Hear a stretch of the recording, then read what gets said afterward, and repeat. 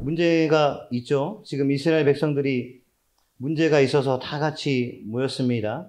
아주 중대한 문제가 벌어진 거죠. 그런데 이 문제가 왜 만들어졌는지 이유를 한번 살펴볼 필요가 있습니다. 오늘 이 문제는 왜 일어났습니까? 이스라엘 모든 지파가 모인 이유가 뭘까요? 오늘의 문제는 불성실한 레위 사람 때문에 생긴 문제죠. 좋은 의도로 생긴 게 아니고요. 불성실한 사람, 자기의 책임을 회피하고 다하지 못한, 직무에 충실하지 못한 레위 사람 때문에 이 일이 벌어지게 된 겁니다. 좋지 않다는 걸 직감하시겠죠? 책임감이라는 건 기본 중에 기본이죠. 그래서 오늘 이 책임감 없는 레위 사람 때문에 모든 이스라엘 백성들이 합심하여 죄를 짓게 되는, 또 어떤 큰 문제를 일으키게 되는 어떤 그 다른 더 큰 문제 속으로 빠지게 됩니다. 우리가 삶의 자리에서도 누군가 자기의 책임을 다하지 못하면 옆 사람에게 피해를 주게 되죠. 직장에서도 마찬가지고요. 직장에서도 내 동료가 게으르면 부지런한 사람이 피해를 보게 되어 있습니다. 직장에서 동료가 자기 일을 다 하지 않고 빈둥빈둥 거리면 열심히 일하는 사람들만 책임을 더 지게 되는 거죠. 교회도 마찬가지입니다. 같이 기도해야 될 사람들이 기도의 책임을 다하지 않으면 기도하는 사람들이 더 큰 책임을 짊어져야 교회가 유지가 되는 거죠. 우리 교회에도 우리의 책임이 있습니다. 그 책임이 뭐냐면 고린도전서 4장 1절에서 2절 말씀인데 우리 다 함께 한번 보시겠습니다. 함께 보시겠습니다. 시작. 사람이 마땅히 수의 일꾼이요 하나님의 비밀을 맡은 자로 여길지어다. 그리고 맡은 자들에게 구할 것은 충성이니라. 아멘. 우리의 책임을 어떻게 해야 된다고요? 충성해야 될 줄 믿습니다. 아멘. 게으르는 사람이 아무도 없어야 되는 곳이 바로 교회예요. 자기의 맡은 책임을 다해야 하는 곳이 교회입니다. 그런데 충성은 어떤 건지 아시죠? 대충 할 수 있는 게 아니죠. 그죠? 엄청나게 모든 힘을 다 쏟아부어야 되는 거예요. 우리 개성교회 성도 여러분, 여러분의 책임을 다하시기를 축복합니다. 여러분들은 그리스도의 일꾼이시고 하나님의 비밀을 맡은 자로서 여러분이 최선을 다할 때 그것이 바로 우리의 책임인 줄 믿습니다. 로마서 12장 6절에서 8절까지의 말씀에 이런 말씀이 있는데 함께 또 보시겠습니다. 시작. 우리에게 주신 은혜대로 받은 은사가 각각 다르니 혹 예언이면 믿음의 분수대로, 혹 섬기는 일이면 섬기는 일로, 혹 가르치는 자면 가르치는 일로, 혹 위로하는 자면 위로하는 일로, 구제하는 자는 성실함으로, 다스리는 자는 부지런함으로, 긍휼을 베푸는 자는 즐거움으로 할 것이니라. 아멘. 교회의 사람들에게 각 사람의 분수대로, 믿음의 분량대로 하나님께서 맡기신 일이 있습니다. 저 여러분, 우리 그 맡기신 일을 최선을 다하시는 저 여러분 되시길 축복합니다. 누군가 일을 다 하지 못하면요, 문제가 생깁니다. 꼭 문제가 생기죠. 우리 이양명 권사님이 매주 저에게 좋은 물을 주시거든요. 이게 뭔지 모르겠는데 아무튼 좋은 물이래요. 그래서 저도 설교하는 중간중간에 잘 마십니다. 그런데 우리 권사님 아파서 교회를 안 오시면요, 제가 단언컨대 그날은 물이 안 올라와 있을 거예요. 왜요? 권사님이 안 계시니까. 권사님이 누군가에게 부탁하지 않는다면 이 물이 안 올라올 겁니다. 이 얘기는 뭐냐면 우리가 맡은 일을 충실하지 못하게 하면 분명히 그 일에 어떤 문제가 생길 거라는 거예요. 우리 개성교회 성도들이 지금 각자 삶의 자리에서, 예배 자리에서 열심히 하고 있는 그 일을 누군가 하지 않으면 반드시 문제가 생길 거라는 겁니다. 그래서 우리 개성교회 성도 여러분, 작은 일이라 할지라도 그 일에 책임감을 가지고 충성을 다하실 때 하나님께서 큰 기쁨으로 우리에게 즐거움을 주실 줄 믿습니다. 그 충성의 기쁨을 누리십시오. 아멘. 오늘 이스라엘 지파는요, 이 책임을 다하지 못한 사람들 때문에 문제가 벌어졌어요. 단지파, 제가 지지난주에 설교하면서 말씀드렸죠. 그들의 임무는 적과 꿀이 흐르는 자기의 땅을 지키는 것이었습니다. 그러나 그들이 책임을 다하지 못하고 저 꼭대기 라이스 땅으로 도망가면서 문제가 벌어졌죠. 근데 오늘 이 레위 사람은 또 어떤 문제가 생겼습니까? 또 자기의 책임을 다하지 못하고 심지어 레위 지파 사람이면서도 불구하고 아내가 첩이 있습니다. 하나님의 성전에서 일을 맡아보는 사람인데도 첩을 두고 그 첩을 찾으려고 자기의 책임을 다하지 않고 수날을 자기의 자리를 비우면서 벌어진 일이 바로 오늘의 일입니다. 우리가 작은 것, 정말 보잘것없는 것을 하찮게 여길 수 있습니다. 그런데 문제는요, 작은 문제에서 큰 문제로 가는 게 더 어려운 문제인 거예요. 작은 불씨가 큰 산을 다 태워버립니다. 그러나 큰 불이 확 붙잖아요. 소방서고 사람들이 다 보고 전화를 할 거예요. 큰 불이 났다고. 그런데 담배꽁초 하나, 작은 불씨가 불이 나기 시작하면 사람들은 불이 나는 걸 알지 못합니다. 산을 확 태울 때까지 아무도 몰라요. 작은 문제가 큰 문제가 되는 위험은 여기에 있습니다. 여러분 집에 음식을 잠깐 놔두면 곰팡이가 피잖아요. 그런데 옛날 어르신들은 곰팡이 좀 떼고 먹으면 된다고 말씀하셨어요. 그런데 연구를 해보니까 곰팡이가 핀 음식은요, 이미 곰팡이가 그 음식을 점령했다는 증거래요. 그래서 그 안에 세균이 너무 많이 있답니다. 그래서 곰팡이가 핀 음식은 절대 먹으면 안 된대요. 식중독을 불러일으킬 수 있는 위험이 있다고 합니다. 다시 말하면 작은 곰팡이 하나, 우리 눈에 보이는 건 곰팡이 하나이지만 이미 음식 안에 곰팡이가 가득한 거예요. 작은 문제일수록 우리를 더 어려움에 처하게 합니다.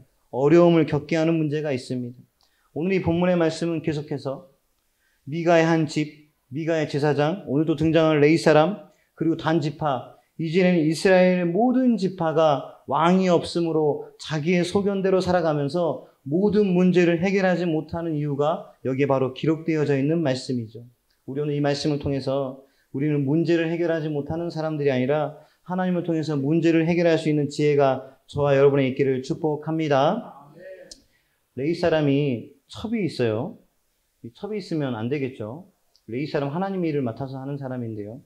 첩이 있습니다. 이 사람이 이 첩을 찾으려고 가는데 이 첩은 또 어떤 문제가 있었냐면 첩인데 이 사람이 또 레위 사람을 두고 바람을 폈습니다.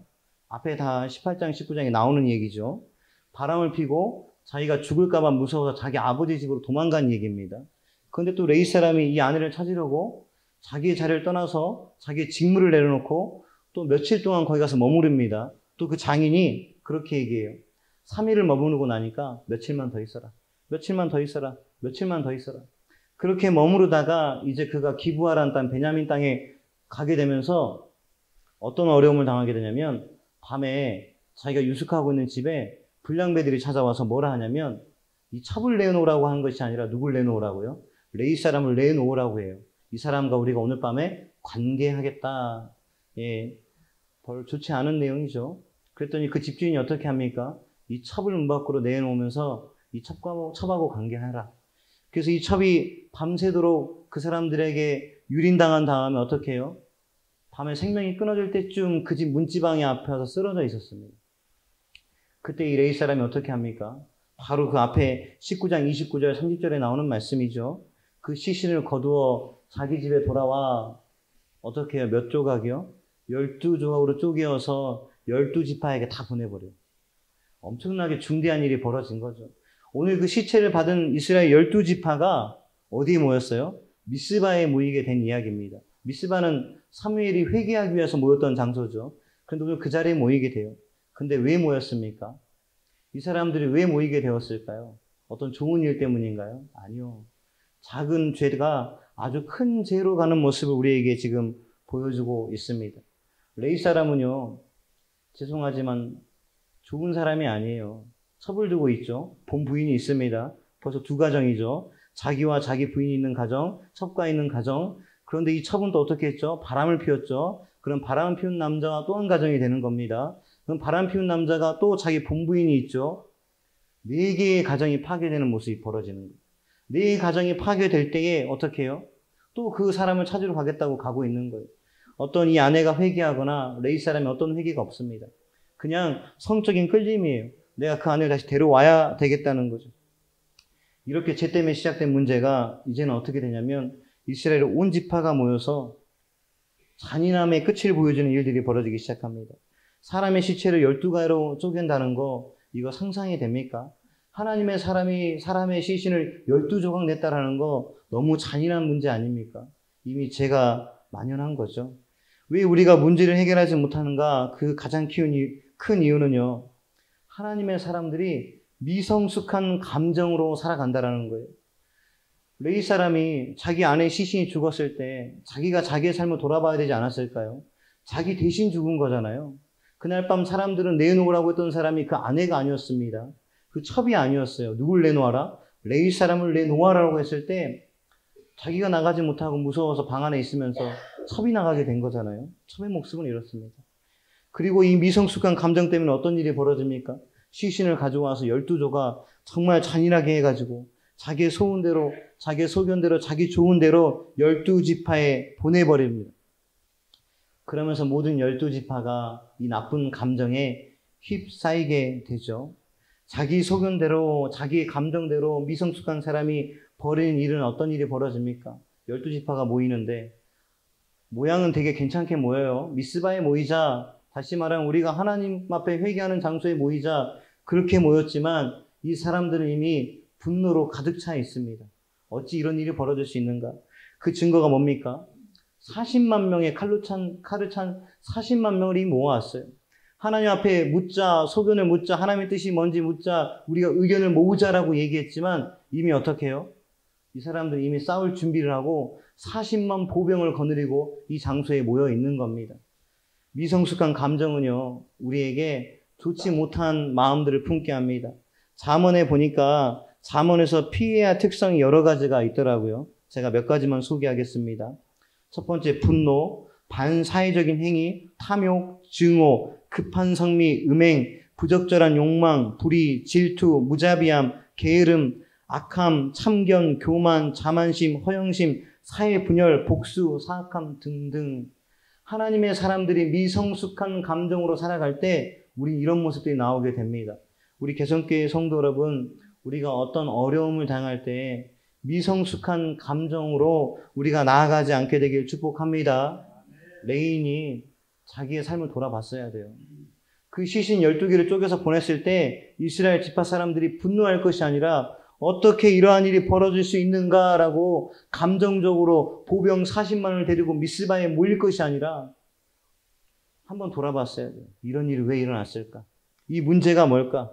이 문제를 해결하기 위해서 어떤 침착한 마음이 필요했지만 이 미성숙한 감정 때문에 이제 이스라엘 모든 지파가 피해를 입게 됩니다.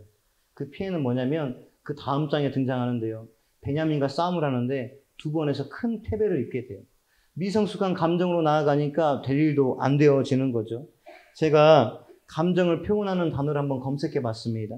그랬더니 영어로 감정을 표현하는 단어가 2,000개나 된다고 하더라고요. 참 많죠. 근데 여러분은 혹시 감정을 표현하는 단어 몇 가지 정도 아세요? 한번 잠깐 세보세요. 전 세봐도 한 30가지 안쪽으로 안 끝나더라고요. 분노, 뭐 사랑, 뭐 아름다움, 뭐 몇 개 안 돼요. 제가 아무리 세려고 해봐야 30가지가 안 됩니다. 그런데 하나님께서 인간에게 주신 감정이 영어 단어로 2,000개고요. 그 영어 단어를 한국말로 표현하니까 무려 2,600개가 된다고 합니다. 개성교회 성도 여러분, 우리가 어떤 문제를 만났을 때 미성숙한 감정, 그냥 분노, 어떤 나의 뭐 참을 수 없는 급함, 증오, 탐욕, 자만, 허영심 이런 몇 가지 감정이 아니라 하나님께 주신 수많은 감정으로 우리 문제를 한번 돌아볼 수 있는 지혜가 저와 여러분의 있기를 축복합니다. 우리는 감정적일 수 있지만 하나님께서 우리에게 주신 많은 감정들을 통해서 이성과 지성 그리고 하나님의 사람들은 영성을 더해서 모든 문제를 해결할 수 있는 노력할 수 있는 저와 여러분 되시기를 간절히 축복합니다. 아멘. 저는 이 말씀을 읽으면서 너무나 안타까웠어요. 왜 안타깝습니까? 이 미성숙한 감정이 이스라엘 모든 사람이 죄를 짓습니다. 더 악랄하게 죄를 짓게 돼요. 더 자기 가족들을 쉽게 말하면 이스라엘은 한 집, 한 가족이잖아요. 한 혈육입니다. 근데 그 한 혈육에 칼을 들고 가서 남자 600명만 남겨놓고 남녀노소 불문하지 않고 다 죽여버리는 일이 벌어집니다. 얼마나 참담합니까? 그런데 이 일의 시작이 어디라고요? 미성숙한 감정 때문에 그렇다고요. 우리 인간관계도 마찬가지입니다. 우리의 감정이 미성숙하면 우리의 공동체가 미성숙해지는 거예요. 우리의 가정에서 우리의 감정이 미성숙하면 우리의 가정이 자꾸 미성숙해지는 거예요. 2,600개가 넘는 감정의 단어가 있다는데 우리가 아는 감정의 단어는 20개도 안 되게 살아간다면 하나님께서 우리에게 너무나 많은 걸 느끼고 이해하고 알게 하셨는데 우리 너무나 작은 것을 알고 살아가는 것 같지 않습니까? 우리 조금 더 폭넓게 사랑하고 이해하고 감정을 품고 이해하면서 살아가는 저와 여러분 되시기를 축복합니다. 그래서 제가 여러분에게 제안을 드리려고 해요. 문제를 해결하기 위해서, 올바로 인식하기 위해서 첫 번째 이거 하셨으면 좋겠어요. 한번 따라해 볼까요? 역지사지. 예, 별로 저 한문을 별로 안 좋아합니다. 저는 한문 세대가 아니잖아요.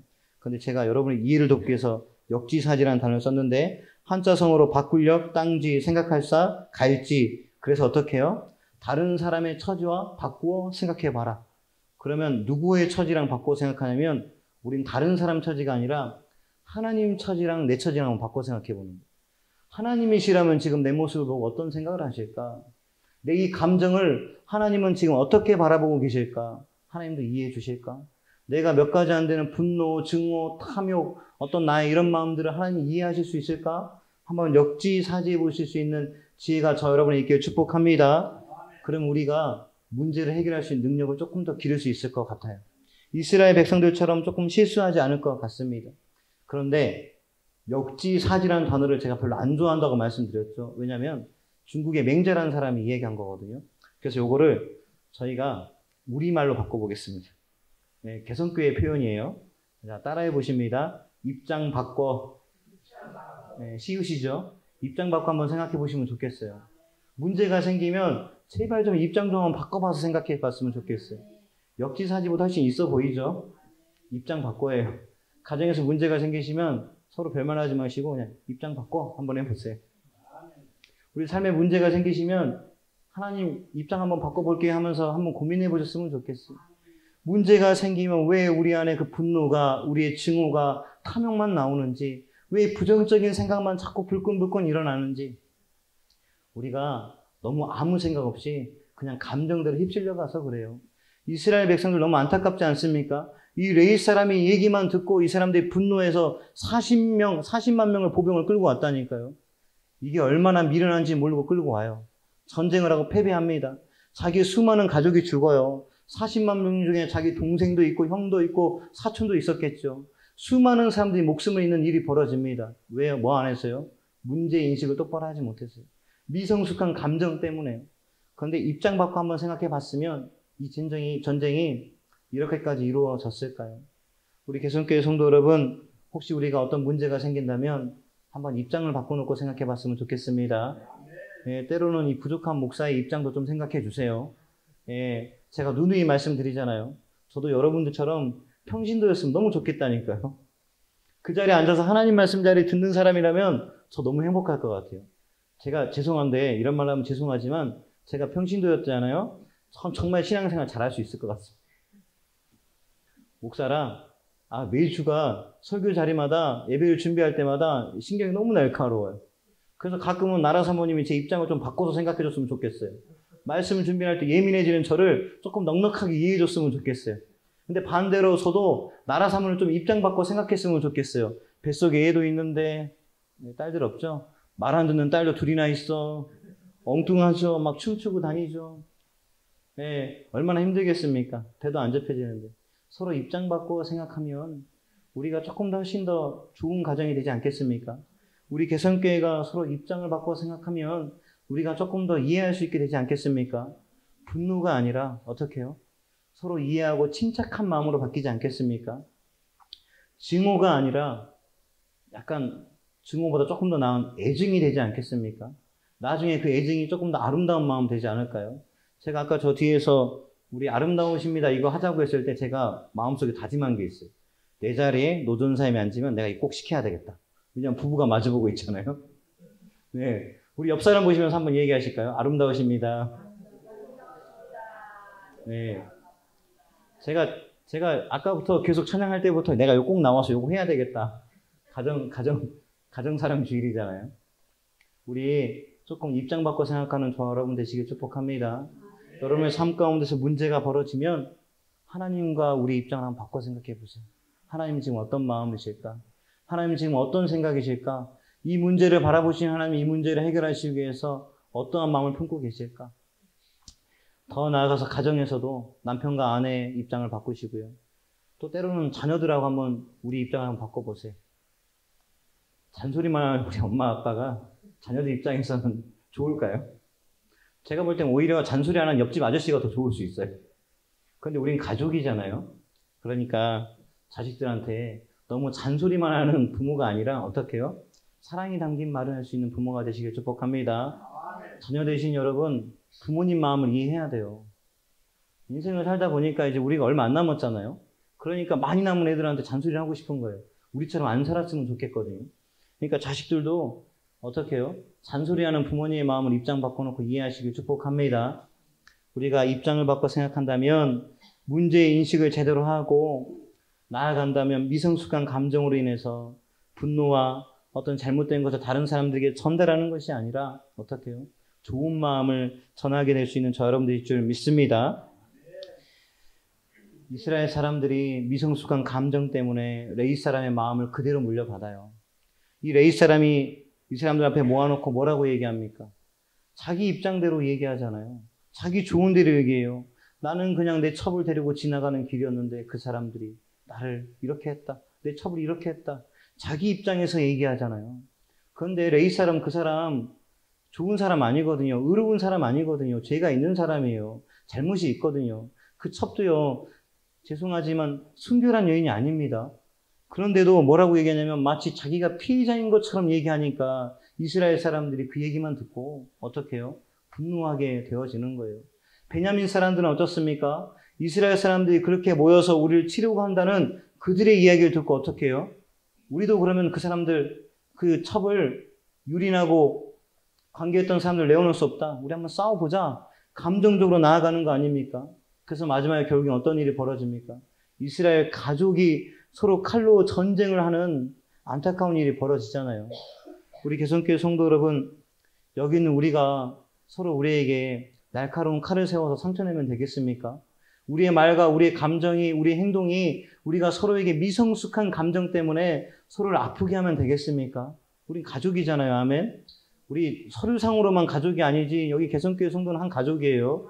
나중에 하나님 나라 함께 올라가실 때 우리 소속은 어디예요? 개성 가족입니다. 개성교회 가족이에요. 그런데 우리가 서로 가족을 아프게 하고 힘들게 하고 누군가를 짓밟고 누군가를 그렇게 때렸다고 한다면 이게 우리가 하늘에 올라가서 하나님 보실 때 부끄럽지 않겠습니까? 자, 여러분, 우리 미성숙한 감정 때문에 문제 인식을 하지 못해서 서로를 아프게 하는 저 여러분 되지 않길 축복합니다. 이 사람들 왜 미성숙합니까? 왕이 없음으로 질서가 파괴되었어요. 자기의 소견에 좋은 대로 합니다. 이들이 오늘 말씀 1절부터 11절까지 읽을 때 이스라엘이 중요한 문제가 있어서 미스바에 모였는데 어떤 구절이 없는 줄 아세요? 한 구절도 없어요. 하나님 앞에 제사를 드렸다는 구절이 하나도 없어요. 하나님 앞에 기도를 했다는 구절이 한 구절도 없어요. 이들 그냥 자기들 마음대로 모인 거예요. 미스바에 모여서 회개하는 장소에 모여서 뭐라고 해요? 기도하지도 않고 예배하지도 않고 하나님의 뜻을 구하지도 않고 자기의 감정대로 자기의 마음대로 얘기하는 거예요. 왕이 없으니까 자기의 소견대로. 질서가 파괴되었습니다. 이미 결정이 되어 있는 거예요. 이런 공동체는요. 기도하지 않고 예배하지 않는 공동체는요. 반드시 어려움을 피하지 못합니다. 우리 개성교회는 늘 하나님 앞에 어떤 일을 할 때마다 기도하시고 하나님 뜻을 물으심으로 이 어려움 당하지 않는 공동체가 되길 축복합니다. 성전에 들어오셔서 여러분 하는 그 기도가 하나님 앞에 문을 열고 예배합니다. 하나님 만나기 원합니다. 그 기도가 하나님께서 들으시는 기도가 되어서 정말로 하나님과 만남의 기도가 되길 축복합니다. 사람이 일을 잘하고 능력이 있으면 쓰임 받습니다. 그러나 일을 잘하고 능력이 있어도 질서를 지키지 않는다면 그 사람 때문에 공동체가 무너져요. 성경에 나와 있죠. 사울. 아주 준수한 사람이었습니다. 그런데 나중에 하나님께서 그 사람을 후회하세요. 왜요? 그가 하나님 말씀을 듣지 않으므로 후회합니다. 엘리 제사장이 있습니다. 오후의 말씀에 또 나오겠지만 사무엘이라는 정말 훌륭한 선지자를 잘 키웠죠. 근데 이 사람이요, 자기 자식들 잘못 키웠습니다. 그리고 몸은 비대해져가지고 자식들이 죽었다는 소식을 듣고 목이 부러져서 죽었습니다. 안타깝죠. 우리가 하나님의 질서를 따르지 않으면 사람이 망가지고요, 인생이 망가지고 공동체가 망가집니다. 여기는 여러분 저와의 얘기입니다.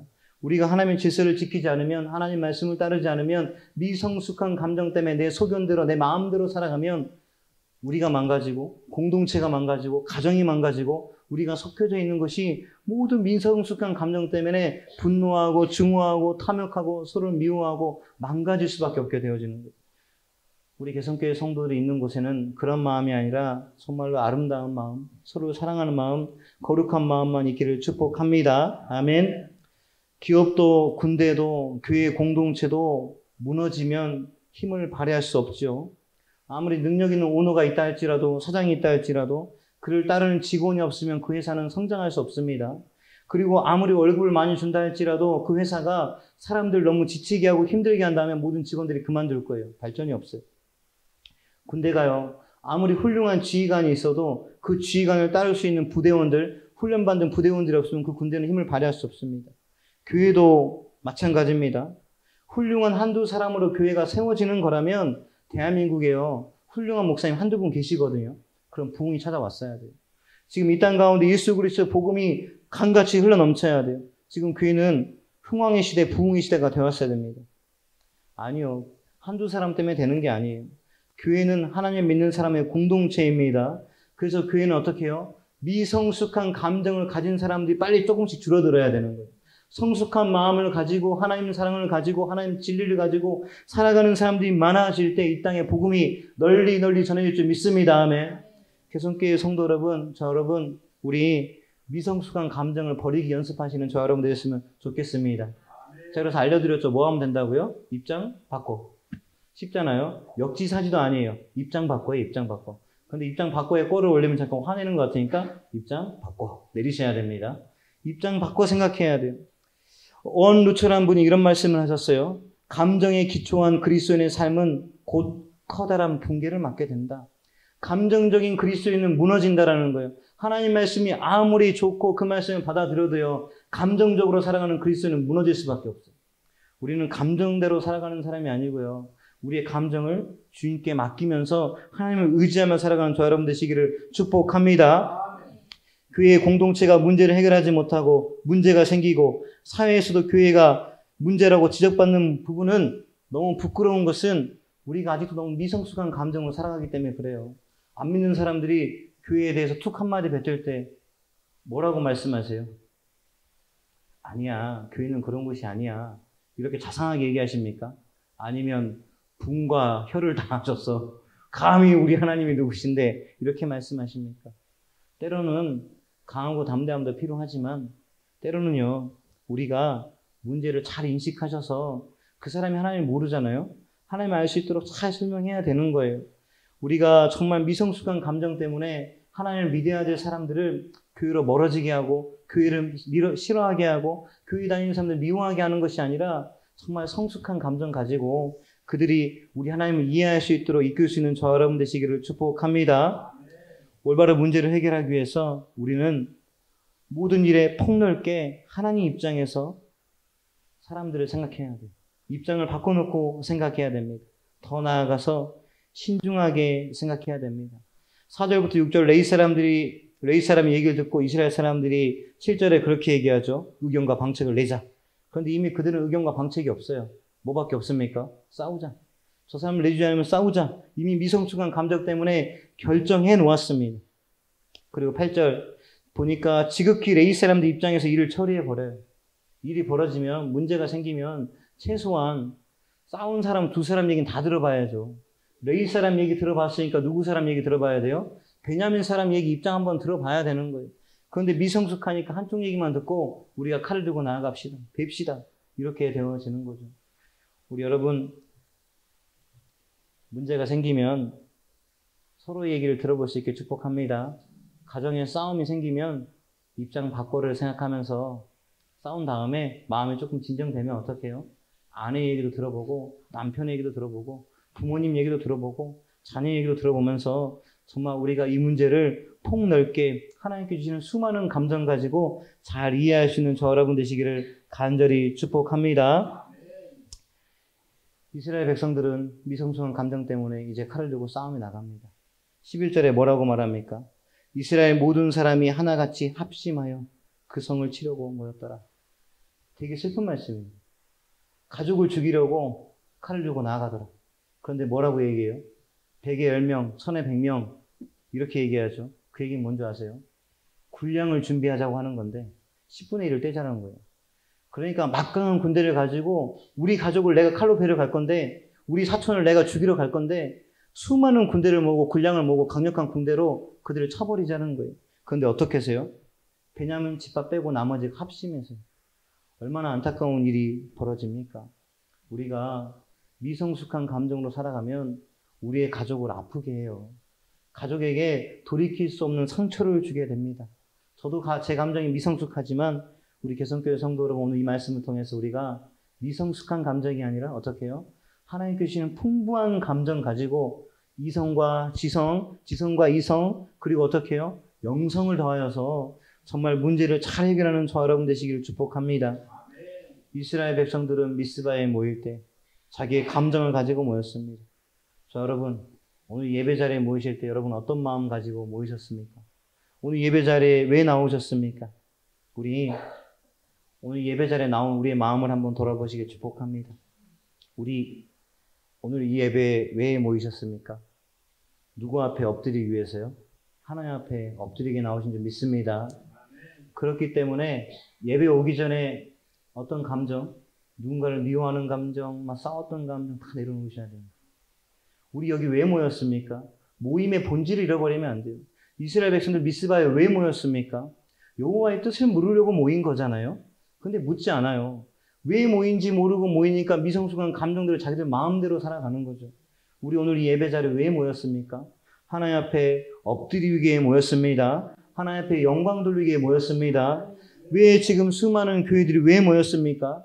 좋은 시설 가운데 예배하려고요. 좋은 프로그램으로 뭔가를 얻어가려고요. 좋은 찬양으로 서로 어떤 찬양을 나누려고요. 좋은 설교 듣고 가려고요. 좋은 사람들 만나려고요. 아니요. 그 이전에 하나님 앞에 엎드려서 하나님 앞에 영광과 감사와 존귀와 찬양을 돌리려고 모였습니다. 아멘. 우리의 모인 이유를 잊어버리지 않기를 간절히 바랍니다. 우리가 정말 입장 바꿔놓고 하나님의 시선에 두고 하나님 앞에 기도하고 살아간다면 하나님께서 주신 좋은 감정들을 느끼게 될 거예요. 잠언에 보니까 좋은 감정들이 몇 가지 설명되어 있는데 제가 한번 얘기해 볼게요. 한번 듣고 상상해 보십시오. 아주 행복하실 거예요. 만족, 신실함, 관대함, 정직, 겸손, 신의, 고결함, 인내, 온화함, 자제력, 진실함. 이 단어가 어떻습니까? 우리 마음속에 어떤 따뜻함을 주지 않습니까? 우리가 정말 문제를 잘 인식하고 하나님께 주신 이 아름다운 마음들을 가지고 간다면, 이 마음들을 가지고 살아간다면 정말 우리 가족과 우리 교회가, 우리가 있는 곳이 정말 모든 문제를 해결할 수 있는 좋은 곳이 되지 않겠습니까? 혹시 여러분 가정에 문제가 있는데 이 문제가 해결되지 못한다면 혹시 이유가 나한테 있지 않은지 한번 돌아보길 축복합니다. 남 탓하던 거 이제 조금 멈추고, 저도 이제 조금 나라 산모 탓, 우리 아이들 탓했던 거 좀 멈추려고요. 남 탓했던 거 좀 멈추려고요. 그래서 내 탓이다 좀 생각하려고요. 우리 개성교회 성도 여러분, 우리 하나님께 주신 좋은 감정을 느끼는 저 여러분 되시길 축복합니다. 오스왈드 챔버드라는 분이 이런 말씀을 하셨어요. 우리의 시선을 문제에 두지 말고 하나님께 두고 기도해야 된다. 문제만 보면 다 문제 같아요. 근데 시선을 누구에게 두면? 하나님 앞에 두면, 오늘 예배를 우리 시선을 누구에게 두면? 하나님 앞에 두면 우리가 이곳에 왜 모였는지 알게 되어지는 거예요. 근데 문제를 두고 예배하면 뭐가밖에 안 돼요? 하나님 우리 집에 이거 있는데 좀 해결해줘요. 해결해줘요. 예배 시간 내내 이것만 하고 계시는 거예요. 내가 마음이 상해서 오면, 그 문제 두고 오면 하나님 내가 그 죽일 놈 때문에 예배가 이렇게 끝나는 거예요. 그런데 우리 예배는 그런 게 아니잖아요. 우리 시선 누구에게 둬야 돼요? 하나님께 둬야 돼요. 우리 여기 왜 모였습니까? 다시 질문할게요. 왜 모였습니까? 하나님 앞에 예배하려고 모이셨잖아요. 우리의 시선을 하나님 앞에 두면서 그 문제를 하나님 앞에 맡기는 저와 여러분 되시기를 간절히 축복합니다. 그런데 이런 좋은 감정은, 이런 모습은 그냥 얻어지는 것이 아니라요. 성숙하기 위한 노력과 수고가 반드시 필요합니다. 저 여러분, 우리는 하나님의 제자이시죠. 아멘. 우리는 하나님의 제자입니다. 아멘. 제자는 그리스어로 마데테스, 라틴어로 디스키플스라고 하고 영어로는 디사이플스라고 하는데 이 세 가지 뜻이 뭐를 의미하는 줄 아십니까? 제자는 예수 그리스도를 따르는 사람이라는 그 표현보다 그 먼저 배우는 사람이라는 뜻이에요. 우리는 예수님을 배우는 사람이죠. 우리 문제가 생길 때 이스라엘 백성들이 하나님 앞에 배웠어야죠. 예수님한테 마음을 배웠어야죠. 자기의 소견대로, 자기의 좋은 대로가 아니라 하나님의 마음을 배웠어야죠. 우리 문제가 생길 때 하나님의 마음을 배우는 저 여러분 되시길 축복합니다. 문제를 해결할 때 하나님의 마음을 배워서 그 문제를 해결할 수 있는 저 여러분 되시기를 축복합니다. 자기의 소견대로, 내 감정대로가 아니라 예수님의 가르침을 배움으로 우리의 문제를 해결할 수 있게 됨을 믿는 저 여러분 되시기를 간절히 축복합니다.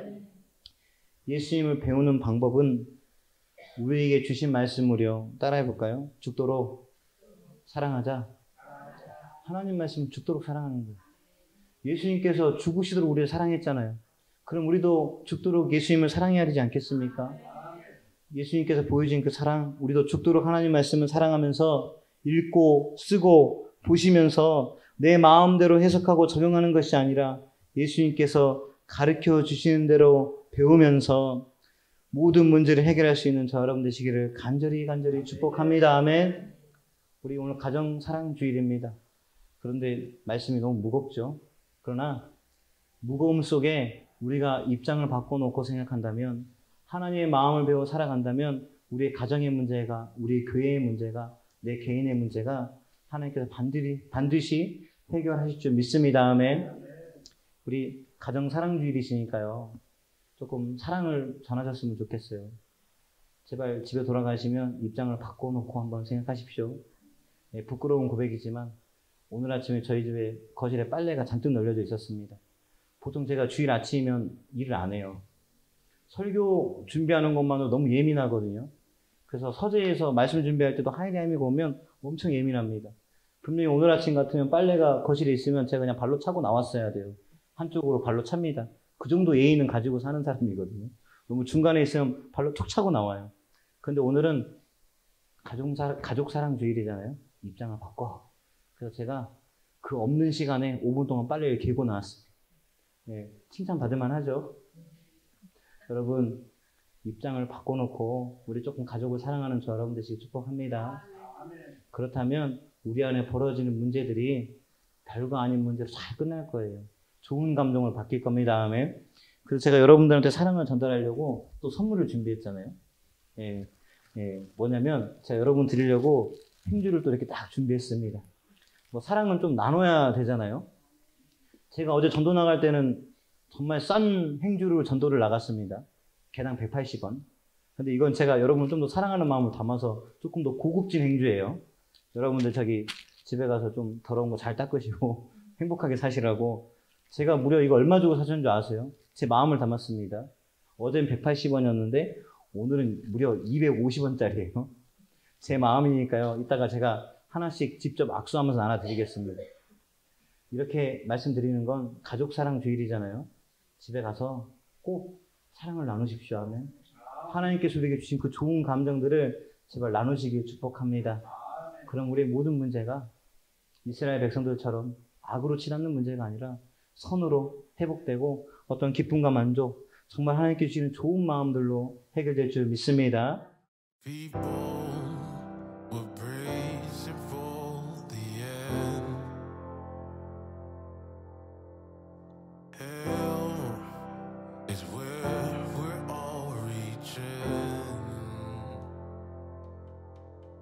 This cloud